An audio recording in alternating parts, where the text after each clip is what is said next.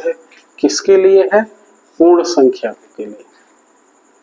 पूर्ण संख्याओं के लिए योग का तत्समक अवयव शून्य होता है। यह कथन सत्य है कि असत्य है? हेलो बच्चों, कैसे हैं? आशा करता हूँ सब अच्छे होंगे। तो चलिए आज हम लोग, हमारा जो लास्ट नियम था योग पर हम लोग चर्चा कर रहे थे। आज का योग पर जो है तत्समक अवयव क्या होता है इस पर चर्चा कर लेते हैं। तत्समक अवयव की इंग्लिश होती है आइडेंटिटी एलिमेंट ऑफ एडिशन। इसका मतलब होता है कि वह कौन सी संख्या है जो किसी भी पूर्ण संख्या में जोड़ देने पर स्वयं वही संख्या या वही पूर्ण संख्या आ जाती है। तो जाहिर सी बात है वह संख्या है जीरो। जीरो को किसी भी पूर्ण संख्या में जोड़ दें तो योगफल स्वयं वही संख्या आ जाती है। तो शून्य को हम लोग योग का तत्समक अवयव कहते हैं। इसी पर चर्चा की जानी है। तो योग का तत्समक अवयव identity element of addition for whole numbers क्या हो जाएगा? ध्यान से देखिए। मान लीजिए कोई संख्या हम ले रहे हैं 4, मान लीजिए 4 लिए, इसमें हम 0 जोड़ देते हैं तो क्या आएगा? 4 ही आएगा। 5 लेते हैं, 5 में 0 जोड़ देते हैं तो क्या आएगा? 5 ही आएगा। 7 ले रहे हैं, इसमें 0 जोड़ दे रहे हैं तो क्या आ रहा है? 7 आ रहा है। तो ये सब क्या है? योगफल अपरिवर्तित हो रहा है।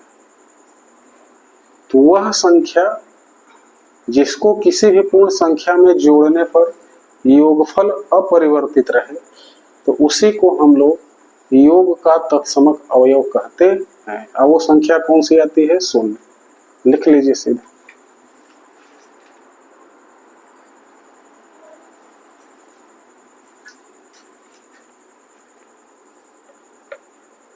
क्या लिखेंगे?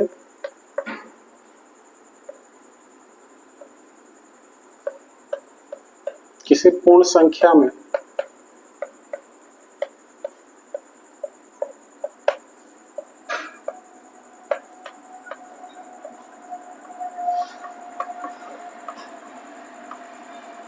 जिस संख्या को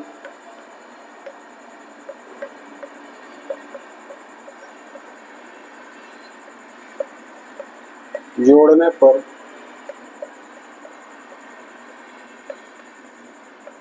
योगफल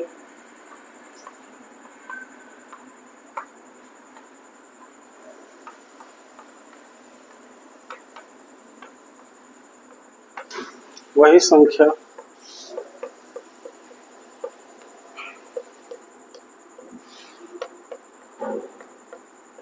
जाती है किसी पूर्ण संख्या में, जिस संख्या को जोड़ने पर योगफल स्वयं वही संख्या प्राप्त हो जाती है उसे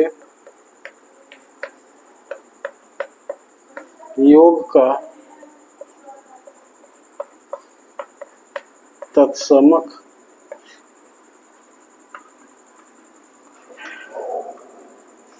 अवयव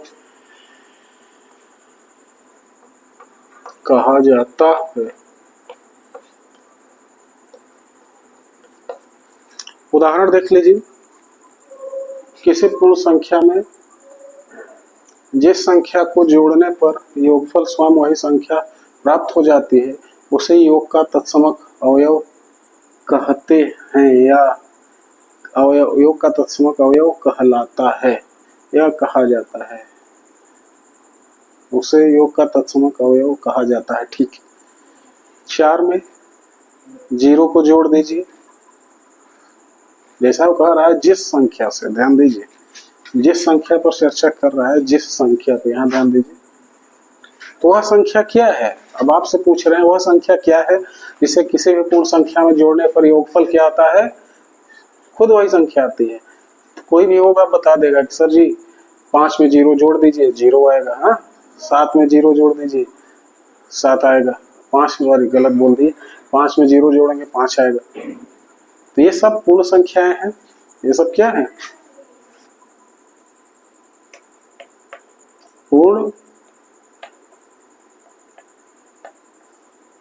संख्याएं। योगफल भी क्या प्राप्त हो रहा है?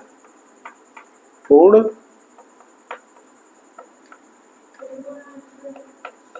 संख्याएं प्राप्त हो रही है।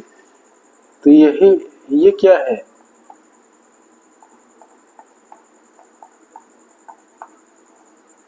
तत्समक अवयव।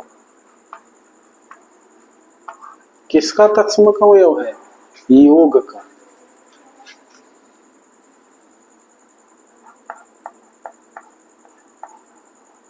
योग का तत्समक अवयव है। किसके लिए है? पूर्ण संख्या के लिए। पूर्ण संख्याओं के लिए योग का तत्समक अवयव शून्य होता है। यह कथन सत्य है कि असत्य है? ये प्रश्न आपकी किताब में है, तो आशा करता हूं कि अब ये प्रश्न गलत नहीं होगा आपका। अगर अच्छे से इस कक्षा को, आप इस क्लास को सुने होंगे, इस वीडियो को, तो आप गलत नहीं करेंगे। इससे सत्य सत्य के प्रश्न बनते हैं।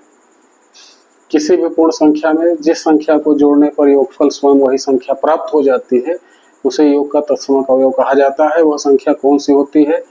थोड़ा सा एनालाइज करने पर पता चलेगा कि वह जीरो ही वह संख्या है जिसको किसी भी पूर्ण संख्या में जोड़ने पर वही संख्या प्राप्त हो जाती है। तो पूर्ण संख्या जो है, योग का तत्समक अवयव शून्य है।